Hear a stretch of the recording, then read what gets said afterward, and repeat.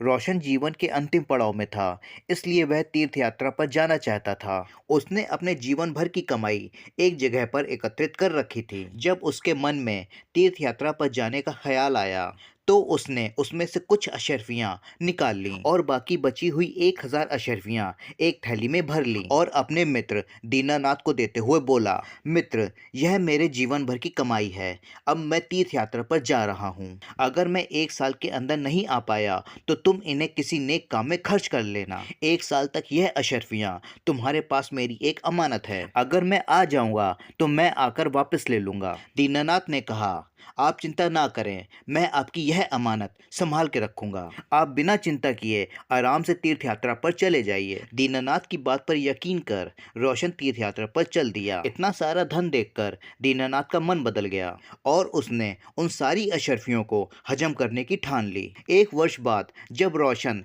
तीर्थ यात्रा से वापस आ गया और दीनानाथ के पास अपना धन लेने के लिए गया तो दीनानाथ ने धन देना तो दूर, रोशन को पहचानने से भी इनकार कर दिया और उसे बेइज्जत करके घर से भगा दिया। बेचारा गरीब रोशन अपने दोस्त की इस हरकत पर यकीन ही नहीं कर पा रहा था, लेकिन रोशन ने भी हार नहीं मानी और अपना धन दीनानाथ से लेने के लिए उसने बादशाह अकबर के दरबार में न्याय के लिए गुहार लगाई। अब दीनानाथ को भी दरबार में बुलाया गया, लेकिन दीनानाथ अभी भी रोशन को पहचानने से इनकार कर रहा था। रोशन के पास अपनी बात को साबित करने के लिए ना तो कोई गवाह था और ना ही कोई सबूत। सच्चाई का पता करने के लिए बादशाह ने यह मामला बीरबल को सौंप दिया।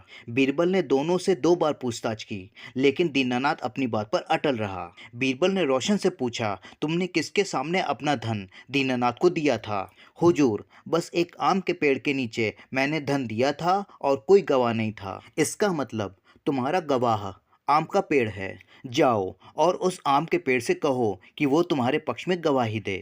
अगर वो ना माने तो उसकी मिन्नतें करना, लेकिन पेड़ को गवाही के लिए लेकर आना, तभी तुम्हारा धन तुम्हें वापस मिल सकता है। बेचारा रोशन बड़बड़ाते हुए चला गया। पेड़ भी भला गवाही दे सकता है? दीनानाथ और बीरबल महल में ही रोशन का इंतजार करने लगे। जब कुछ समय गुजर गया तो बीरबल बोला, अब तक तो रोशन आम के पेड़ के पास पहुंच गया होगा और उससे मिन्नतें कर रहा होगा। तभी दीनानाथ बोला, रोशन तो वृद्ध आदमी है, वो इतनी जल्दी वहां नहीं पहुंच सकता। अभी तो उसे काफी समय लग जाएगा क्योंकि वहां का रास्ता भी साफ नहीं है। बीरबल शांत होकर रोशन का इंतजार करने लगा। बहुत देर बाद रोशन महल में आया और बोला, महाराज, मैंने पेड़ से बहुत मिन्नतें की, लेकिन वो वहीं का वहीं खड़ा रहा। अब आप ही बता दीजिए मैं क्या करूं? बीरबल ने रोशन को आश्वासन देते हुए कहा, तुम चिंता मत करो, पेड़ तुम्हारे पक्ष में गवाही देकर चला गया है। दीनानाथ ने आश्चर्यचकित होकर पूछा, पेड़ कब आया? मैं तो कब से यहीं बैठा हुआ हूँ। बीरबल बोले,